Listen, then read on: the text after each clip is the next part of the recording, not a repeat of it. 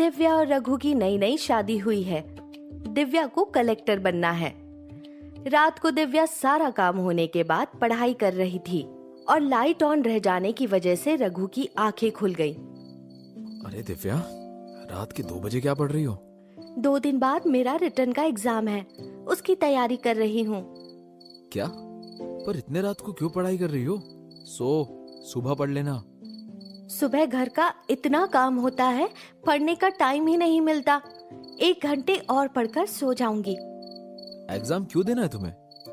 मुझे कलेक्टर बनना है, उसके लिए यूपीएससी का एग्जाम देना है। अभी तक यूपीएससी का भूत सर से नहीं उतरा है क्या? मुझे तो नींद आ रही है, मैं सोता हूँ। 1 घंटे बाद तू भी सो जाना। सुनिए जी, कल आप सासू माँ से बात करेंगे? किस बारे में? 2 दिन बाद मुझे एग्जाम में जाना है, उनकी परमिशन चाहिए। ठीक है, कल आराम से बात करूंगा। पर दिव्या, कलेक्टर बनने का सपना छोड़ दो। हमारे जैसे मिडिल क्लास लोग इतने बड़े ओहदे हासिल नहीं कर सकते। खैर, तुम कहाँ मेरी बात समझोगी। मैं सोता हूँ।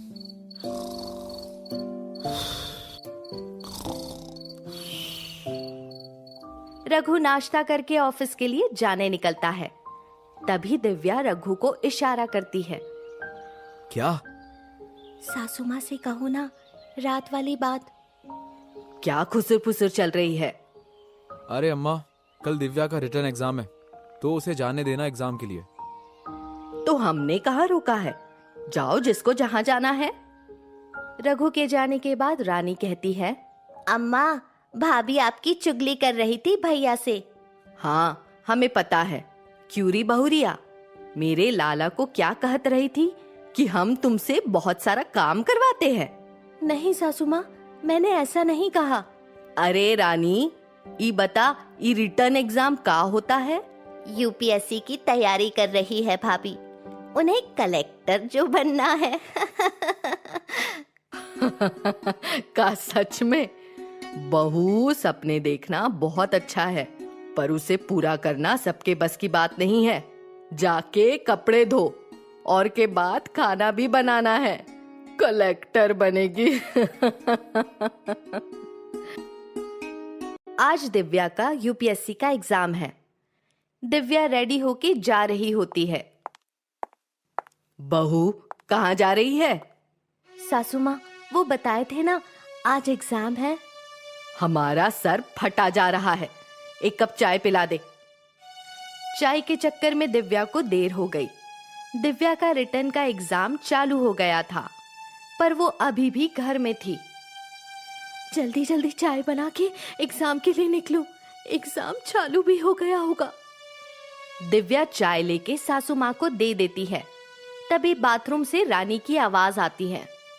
भाभी, मैं गर्म पानी करना भूल गई थी, क्या गर्म पानी करके दे दोगी? मेरा एग्जाम चालू भी हो गया होगा, मैं एग्जाम देने जा रही हूँ। अरे कुछ ना होता है, अगर 5-10 मिनट लेट भी हो गई तो गर्म पानी करके चली जाना, वैसे भी फेल ही होना है एग्जाम में। ठीक है सासू माँ। दिव्या जल्दी जल्दी गर्म पानी रानी को देती है और दौड़ते हुए चली जाती है। दिव्या एग्जाम देने क्लासरूम में पहुंचती है।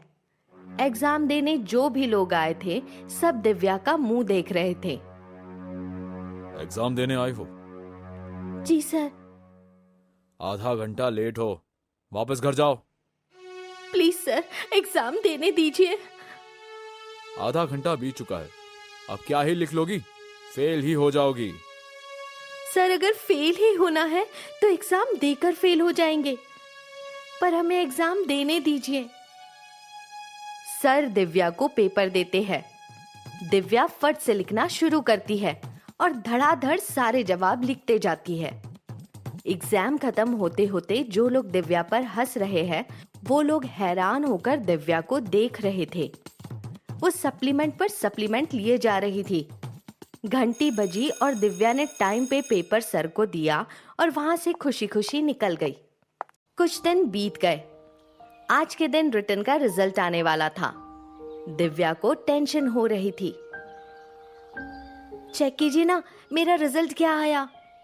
अरे बाबा, वही कर रहा हूँ, नेटवर्क का प्रॉब्लम है। हमारी रानी पढ़ाई में इतनी होशियार थी, फिर भी फेल हो गई। तू कहाँ से पास होगी बहुरिया? और नहीं तो क्या, भाभी को लगता है वो मुझसे भी ज्यादा होशियार है पढ़ाई में। पास? क्या?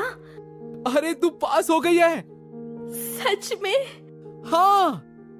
अब बस इंटरव्यू का राउंड कंप्लीट करना होगा।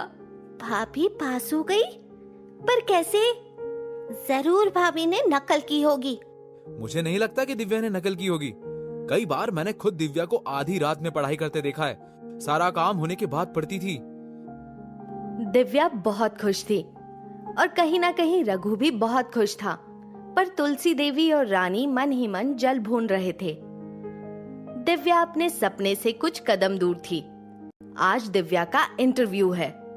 इंटरव्यू में लोग अक्सर घबरा जाते हैं, पर दिव्या बहुत कॉन्फिडेंट होके इंटरव्यू देने गई।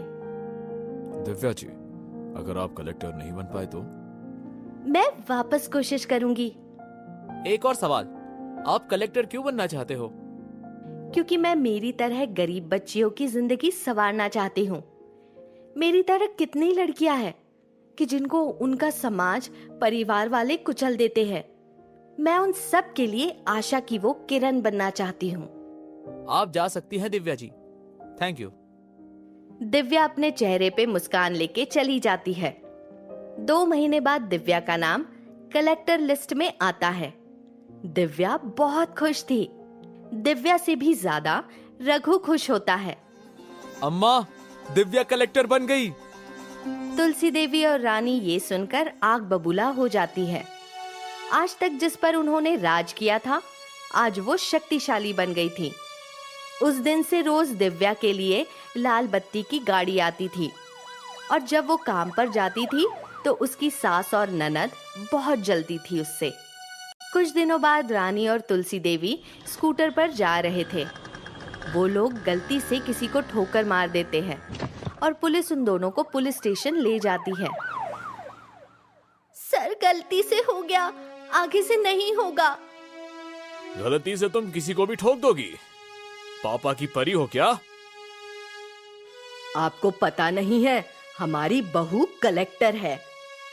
तो मेरा बाप सीएम दोनों को जेल की हवा खिलाकर रहेगा। देखो अब।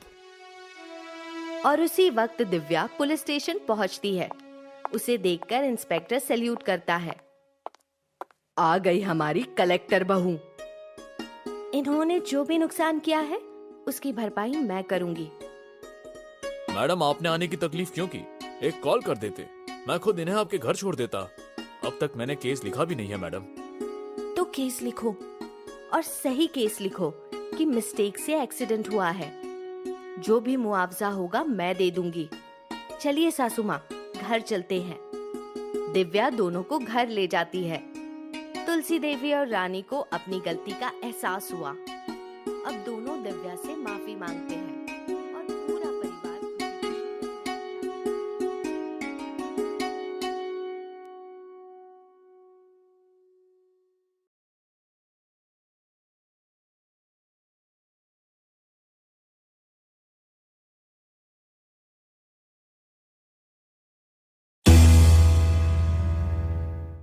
निशा एक बहुत ही इंटेलिजेंट बहू थी।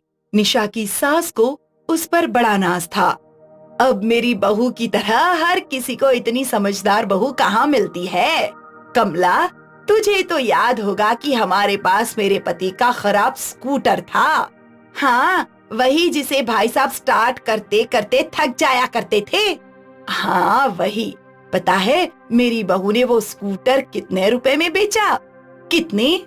पूरे 60,000। बाप रे! पर कैसे? हमें कहाँ पता था कि वो स्कूटर विंटेज स्कूटर है।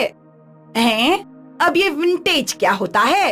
अरे विंटेज मतलब पुरानी चीज जिसे लोग मूल्यवान मानकर संभाल कर रखा करते हैं। ऐसा कोई विंटेज तो वो स्कूटर लगता नहीं था। हाँ, पर वो स्कूटर कंपनी के बनाए हुए पहले 100 स्कूटरों में से एक था। अच्छा, तो क्या मेरी समझदार बहू ने इंटरनेट से स्कूटर के बारे में पता लगाया और फिर OLX पे स्कूटर का ऐड डाल दिया 70,000 का। फिर OLX वाला आया और उसने भाव ताव किया और 60,000 देकर स्कूटर ले गया। अरे वाह दीदी, फिर वो 60,000 का क्या किया? 60,000 में एक ब्रांड न्यू स्कूटर लिया। अब कोई परेशानी नहीं। अरे वाह। इसी तरह निशा घर की जो भी चीज उसके काम की नहीं होती थी, सबका OLX पर ऐड डाला करती थी और बेच देती थी। निशा बेटा, मैं सोच रही हूँ घर में हमें AC लगवाना चाहिए। देख जरा इस पुराने फैन का क्या दाम मिलेगा। जी माँ जी, अभी बेचती हूँ। निशा ने उस पुराने फैन की फोटो भी OLX पर डाल दी। अगले दिन एक खरीदार ने निशा को उस फैन के बहुत अच्छे पैसे दिए। माँ जी, फैन बेचकर 7,000 रुपए मिले हैं। इतने में तो नया AC नहीं आ पाएगा। तो एक काम करना, OLX पे ही कोई AC ढूंढ ले जो अच्छा हो। कम से कम इस गर्मी से थोड़ी राहत तो मिलेगी। देखती हूँ कुछ मिल जाए तो। निशा अपने फोन पे OLX पे AC ढूंढने लगी। उसने बहुत सारे एड्स देखे, पर सब 15,000, 18,000 के थे। एक भी AC 7,000 में नहीं मिल रहा है। माँ जी, ढूंढती रह, कुछ न कुछ जरूर मिलेगा तुझे। निशा काफी देर तक OLX पर देखती रही और अचानक उसकी नजर एक एड पर गई। न्यू AC, वो भी सिर्फ 6,000 रुपए में। माँ जी, मिल गया। क्या AC, वो भी सिर्फ 6,000 रुपए में? मतलब 1,000 की बचत। अरे वाह, जल्दी से फोन लगा। निशा ने उस नंबर पर कॉल किया। हेलो, आपका OLX पे AC का ऐड देखा। जी मैडम। आपने प्राइस 6,000 डाला था। हम खुद AC मैन्युफैक्चर करते हैं, इसलिए सिर्फ मैन्युफैक्चरिंग कॉस्ट लेते हैं। मैं कब देखने आ सकती हूँ AC? मैडम, हमारा मैन्युफैक्चरिंग यूनिट तो हरियाणा में है। तो मुझे AC हरियाणा से लेना होगा? नहीं मैडम, हम आपको AC का वीडियो और बाकी डिटेल्स दे देंगे। फिर आपको 2,000 की बुकिंग अमाउंट देनी है। फिर हमारी कंपनी आपके घर पर ये AC डिलीवर कर देगी। तब आपको बाकी के 6,000 भी पे करने होंगे। निशा ने थोड़ी देर सोचा। ठीक है, आप अपनी डिटेल्स मुझे भेज दीजिए। क्या ये आपका WhatsApp नंबर है? हाँ। कुछ देर बाद निशा के मोबाइल पर फोटोज और वीडियोस आए। उसने अपनी सास को कंपनी के बारे में बताया। अच्छा लग रहा है तो एडवांस दे दे। ठीक है। निशा ने एडवांस पेमेंट कर दी। फिर वापस उसी सेल्स वाले को कॉल किया, पर अब जब निशा कॉल करने लगी तो वो नंबर नॉट रीचेबल था। निशा ने कई बार कॉल लगाया। माँ जी, फोन नहीं लग रहा है। शाम को जब निशा का पति घर आया तो निशा ने अपनी पूरी घटना उसे बताई। अरे पगली, ऐसे कोई बिना देखे ऑनलाइन पेमेंट करता है क्या? तुम्हारे साथ फ्रॉड हुआ है। अब चलो मेरे साथ। निशा के पति ने पुलिस स्टेशन में कंप्लेन लिखवा दी। न जाने कब निशा को अपने पैसे वापस मिलेंगे। निशा की तरह बहुत लोगों के साथ ऐसे फ्रॉड हुए हैं। इसीलिए ऑनलाइन खरीदते या बेचते वक्त सावधान रहना चाहिए और किसी भी व्यक्ति को बिना चीज लिए पैसे ट्रांसफर नहीं करने चाहिए। मैग्नेट वाले जूते। मुकेश एक गरीब जूते बनाने वाला था, जिसकी शहर में छोटी सी जूते बनाने की दुकान थी। मुकेश अनपढ़ था। उसने बचपन से एक ही काम सीखा था, जूते बनाना।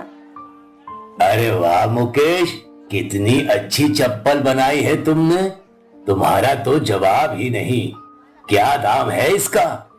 मालिक, सिर्फ 250 रुपए। 250 बहुत ज्यादा है। मैं 200 दे सकता हूँ। देना है तो दे दो। मुकेश की कलाकारी बहुत निपुण थी, पर फिर भी उसके ग्राहक हमेशा उससे मोल भाव करते थे। मुकेश की दुकान के सामने एक इलेक्ट्रिक पोल था, जिसकी मरम्मत के लिए अक्सर लाइटमैन उस पोल पर चढ़ा करते थे और अक्सर मुकेश उन्हें देखा करता था। कितना मुश्किल होता है ऐसे चढ़ना। काश कुछ ऐसा हो जिससे ये लाइटमैन आसानी से ऊपर चढ़ पाए। एक दिन की बात है, मुकेश किसी ग्राहक का जूता सिल रहा था। तभी उसने देखा कि एक लाइटमैन रस्सी के सहारे पोल पे चढ़ रहा था। मुकेश के पास काम था तो वो उसमें व्यस्त था, लेकिन कुछ ही पलों में मुकेश को एक चीख सुनाई दी और वो लाइटमैन नीचे गिरा हुआ था। मुकेश दौड़ते हुए आया और स्तब्ध रह गया। एम्बुलेंस आई और लाइटमैन को हॉस्पिटल ले गई। मुकेश वापस अपनी दुकान पर गया, पर वो काम में मन नहीं लगा पा रहा था। उसे उस लाइटमैन की शक्ल बार बार याद आ रही थी। हाथ का काम खत्म किया और वो सोचने लगा कि वो क्या कर सकता है। तभी उसका ध्यान मैग्नेट पे गया जिस पे उसकी कील चिपकी हुई थी और मुकेश एक नया जूता बनाने लगा। रात हो गई पर वो अभी भी काम कर रहा था। मुकेश ने इस जूते की सोल में मैग्नेट लगा दिया। देर रात उसका काम खत्म हुआ और उसके चेहरे पे मुस्कान आ गई। उस रात मुकेश मैग्नेट वाले जूते देखते हुए सो गया। अगले दिन सुबह सुबह मुकेश वो जूते लेकर बिजली विभाग के कंट्रोल रूम पहुंचा। वहां वो एक ऑफिसर के पास गया। जी बोलिए, क्या परेशानी है आपको? सर, कोई परेशानी नहीं है, पर मैंने आपकी परेशानी का हल निकाल लिया है। क्या मतलब? सर, कल आपका एक लाइटमैन पोल से नीचे गिर गया था, उसे बड़ी चोट आई थी। हाँ, अब वो हॉस्पिटल में है। अब से आपका कोई लाइटमैन पोल से नहीं गिरेगा। ये देखिए, ये मैग्नेट वाले जूते हैं, ये पोल से चिपक जाएंगे और इन्हें मैंने प्लास्टिक से बनाया है, तो गलती से भी लाइटमैन को झटका नहीं लगेगा। वाह, ये तो कमाल का आइडिया है। मुकेश के मैग्नेट वाले जूते एक लाइटमैन ने पहन लिए और वो पोल पे बड़ी आसानी से चढ़ने लगा। सर, ये पहनने से रस्सी की भी जरूरत नहीं। मुकेश बहुत खुश था कि उसके बनाए हुए जूते लाइटमैन को पसंद आए। हमारे यहाँ 10 लाइटमैन हैं। कब तक डिलीवरी दे सकते हो? 1 हफ्ते में सर। बहुत अच्छे मुकेश। अगला 1 हफ्ता मुकेश जूते बनाता रहा। उसने ऑफिसर को जूते दे दिए और ऑफिसर ने उसे एक चेक दिया। इन मैग्नेट वाले जूतों को पहनकर जब लाइटमैन पोल चढ़ रहे थे तो एक जर्नलिस्ट की नजर उस पर गई और जल्दी ही ये मैग्नेट वाले जूते ब्रेकिंग न्यूज बन गए। इसके बाद मुकेश को बहुत सारे ऑर्डर आए। उसने अपना कारखाना बना लिया और लोगों को भी काम पर रख लिया। कुछ महीनों बाद मुकेश को इनोवेशन अवार्ड से सम्मानित किया गया। सर, ऐसे मैग्नेट वाले जूते कोई बड़ी कंपनी तक नहीं बना पाई, आपने ये कैसे कर दिया? मैडम, मैंने बचपन से अभी तक सिर्फ जूते ही बनाए हैं, शायद इसलिए मैं ये कर पाया। सो ऑडियंस, मुकेश के कहे अनुसार उन्होंने ये मैग्नेट वाले जूते अपने सालों के एक्सपीरियंस से बनाए हैं। लेकिन मुकेश जी ने एक चीज साबित कर दी, कोई भी काम छोटा नहीं होता। इसे पता था कि एक आम जूता बनाने वाला इनोवेशन अवार्ड जीत सकता है। जरूरत है तो सिर्फ अपने काम के प्रति डेडिकेशन की, जो मुकेश जी में कूट कूट कर भरी है।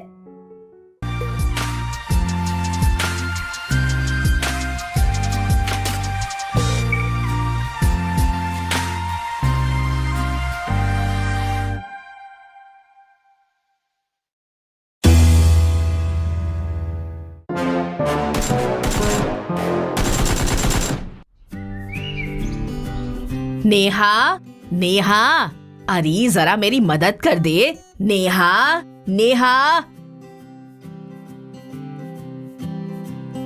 ये लो आपकी चाय। ये सब आपकी गलती है। अरे अब मैंने क्या किया? ये सब आपकी ही कारस्तानी है। ना नेहा को वो नया बड़ा मोबाइल ला कर देते और ना ही वो ऐसी रहती। अरे अब फर्स्ट क्लास में पास हुई है तो कुछ तो देना बनता ही है।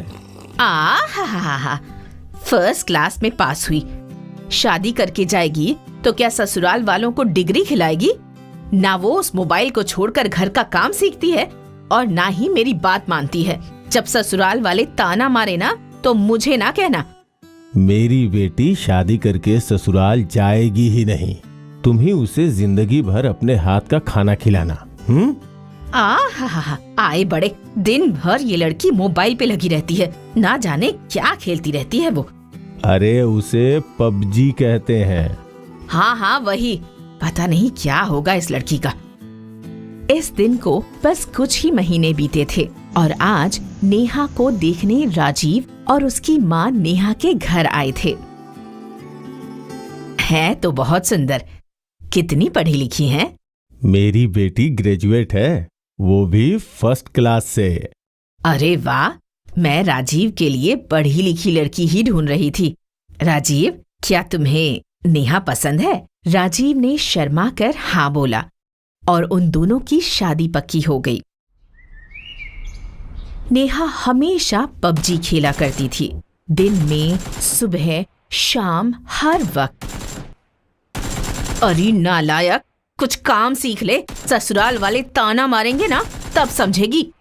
नेहा अपनी माँ की बातों पर बिल्कुल भी ध्यान नहीं देती थी। कुछ महीनों बाद राजीव और नेहा की बड़ी धूमधाम से शादी हुई। दोनों परिवार वाले बहुत खुश थे। शादी वाली रात जब राजीव कमरे में जा रहा था तो वो थोड़ा नर्वस था, लेकिन अंदर का नजारा देखकर वो हैरान रह गया। उसकी दुल्हन बड़े मजे से फोन पर पबजी खेल रही थी। राजीव को तो समझ ही नहीं आया कि वो क्या बोले। अगली सुबह, बहू, अरे बहू। नेहा की सास किचन में नाश्ता बनाने लगी। सारा नाश्ता तैयार हो गया। कमाल है, नेहा अब तक नहीं आई, चलकर देखती हूँ। नेहा की सास जब उसके कमरे में गई तो नेहा अपने फोन में पबजी खेल रही थी। मैं कब से आवाज दे रही हूँ और तुम यहाँ गेम खेल रही हो? अब वो माँ जी, अगर मैं गेम छोड़ देती तो कोई मुझे मार देता। एक मिनट माँ जी, एक मिनट। ठीक है, नाश्ता तैयार है, नाश्ता करने आ जाओ। राजीव और उसकी माँ दोनों नाश्ता करने पहुंच चुके थे, लेकिन नेहा अब भी गेम खेलने में बिजी थी। मैं कब से इस लड़की को आवाज दे रही हूँ, लेकिन ये गेम छोड़ती ही नहीं। राजीव चुपचाप नाश्ता करने लगा। उसने अपनी माँ को कोई जवाब नहीं दिया। नाश्ता खत्म करके बरखा घर का सारा काम करने लगी। फिर उसने दोपहर का खाना बनाया। बरखा घड़ी की ओर देखती रही। अजीब है, ये लड़की अब तक नहीं आई। और फिर बरखा खाना बनाने में बिजी हो गई। सारा खाना तैयार होने के बाद, राजीव, बेटा राजीव, बहू। राजीव टेबल पर आ गया, लेकिन नेहा वहां नहीं पहुंची। मैं नेहा को बुलाकर लाता हूँ। ठीक है। नेहा, ये क्या, तुम अब तक गेम ही खेल रही हो? माँ तुम्हें कब से आवाज दे रही है? अरे अभी तो कुछ देर पहले शुरू किया है। दोपहर के 1 बज गए हैं और तुम अब भी गेम खेल रही हो। वाह। 1 बज गए? वही मैं बोलूं, मुझे इतनी भूख क्यों लगी है? नेहा ने अपना फोन वहीं रख दिया और राजीव के साथ खाना खाने चली गई। कब से तुम्हें आवाज दे रही हूँ। अब सॉरी, वो मैं गेम खेल रही थी। ठीक है, लेकिन गेम से पेट नहीं भरता। सुबह नाश्ता भी नहीं किया। हाँ, मुझे भूख लगी है। फिर तीनों ने साथ में खाना खाया। अब वापस गेम खेलने मत लग जाना। तुम्हें देखने मेरे रिश्तेदार आ रहे हैं। अब ठीक है माँ जी। नेहा अपने कमरे में गई और फ्रेश होकर उसने कपड़े चेंज कर लिए। अभी लोगों को आने में बहुत समय है, तब तक एक गेम खेल लेती हूँ। और नेहा ने वापस अपना गेम शुरू कर दिया। कुछ देर बाद बरखा उसके कमरे में आई।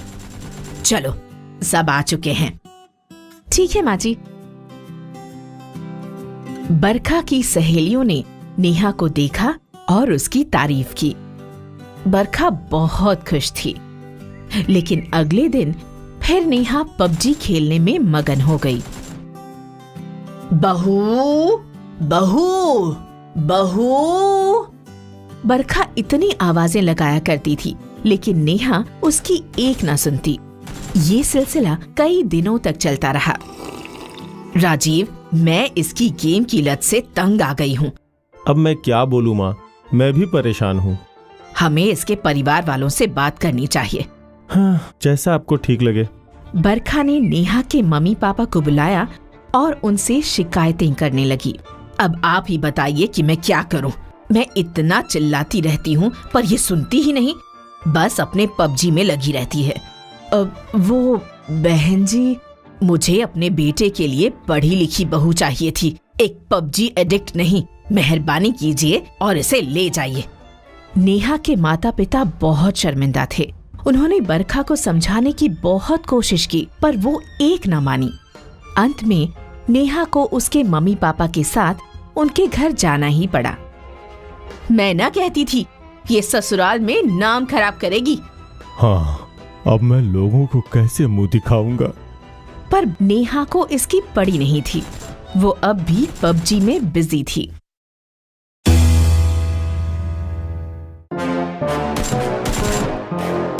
पबजी वाली बहू। नेहा अपने मायके वापस तो लौट आई, पर उसे जरा भी फिक्र नहीं थी। और यहाँ उसके माँ बाप लोगों को क्या जवाब देंगे, इसी चिंता में डूबे थे। लगता है नेहा के ससुराल से निकाले जाने की बात फैल गई है। देखो, मुझे कॉल्स आना शुरू हो गए। सब आपकी गलती है। मैं नहीं कहती थी कि ये लड़की ससुराल में नाक कटाएगी। अब क्या जवाब देंगे हम दुनिया को? मुझे तो समझ नहीं आ रहा कि नेहा ऐसी कैसे बन गई। तुम्हें अगर याद होगा तो जब नेहा 13 साल की थी तब वो कितनी चंचल थी। मेरे साथ मेरी स्कूटर भी रिपेयर करती थी। मुझे याद है जी, मुझे तो उसका किचन में काम करना भी याद है। आपको याद है क्या, जब नेहा ने पहली बार पूरी भाजी बनाई थी? टेंडरन, पापा टेस्ट करके बताओ ना कैसी है। एकदम फर्स्ट क्लास। देखा मम्मी, पापा को मेरी पूरी भाजी पसंद आई। वो तो बस ऐसे ही तेरा मन रखने को कह रहे हैं। तेरी पूरी भाजी इतनी कड़क है कि इसे तोड़ने के लिए हथौड़ा मंगवाना पड़ेगा। नहीं बेटा, देख मैं खा रहा हूं ना।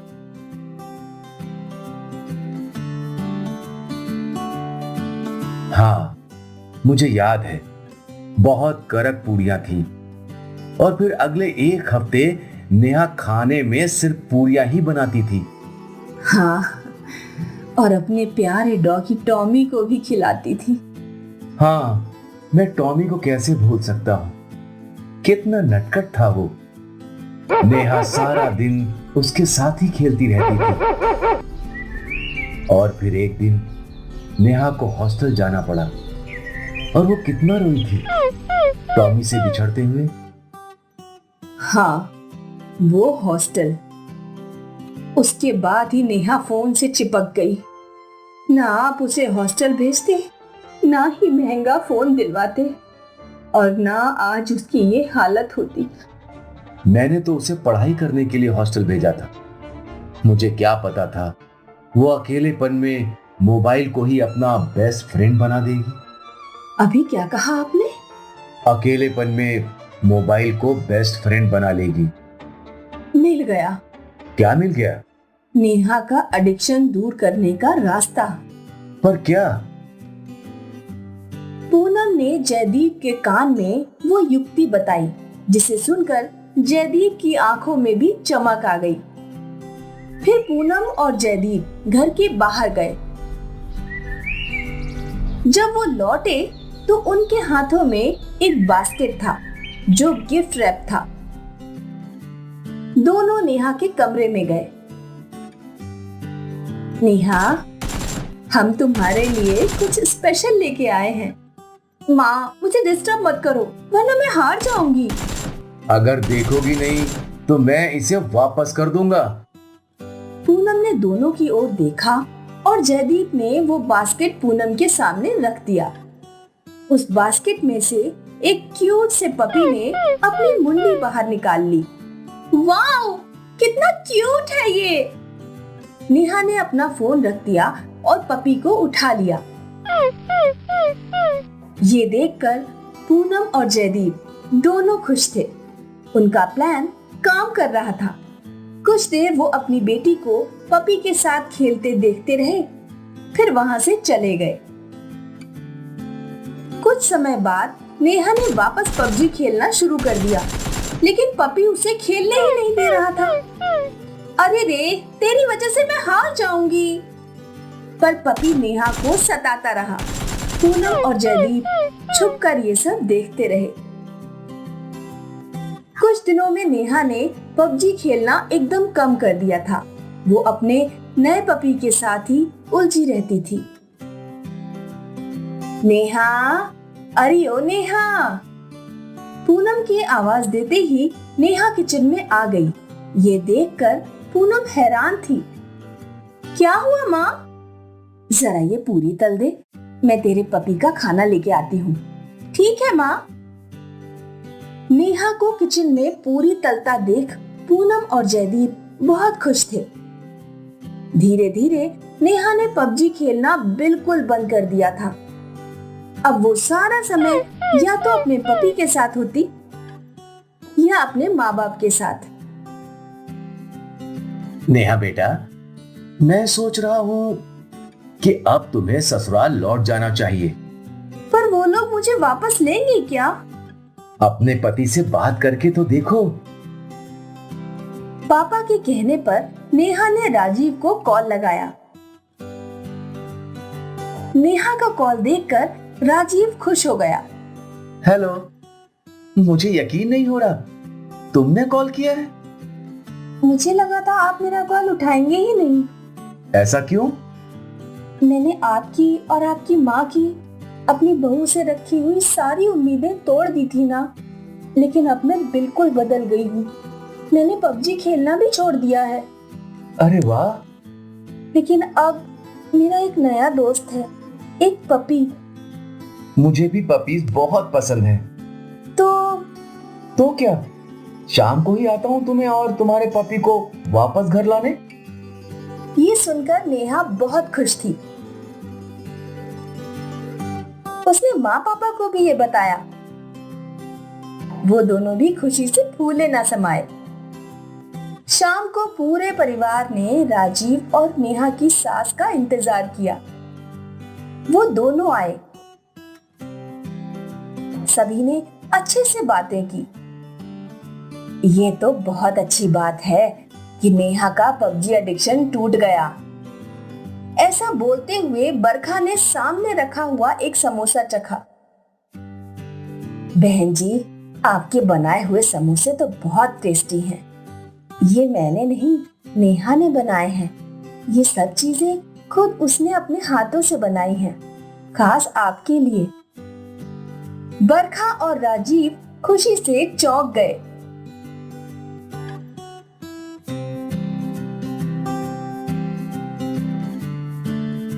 और बरखा अपनी होनहार बहू को वापस अपने घर ले आई। इस तरह पूनम और जयदीप ने अपनी बेटी को पबजी के एडिक्शन से बाहर निकाला और उसकी जिंदगी खुशहाल बना दी। नेहा की तरह करोड़ों लोग पबजी एडिक्ट हैं और इसका मेजर रीजन है उनका अकेलापन। पबजी में टाइम बर्बाद करने से बेहतर है परिवार को टाइम दें और खुश रहें।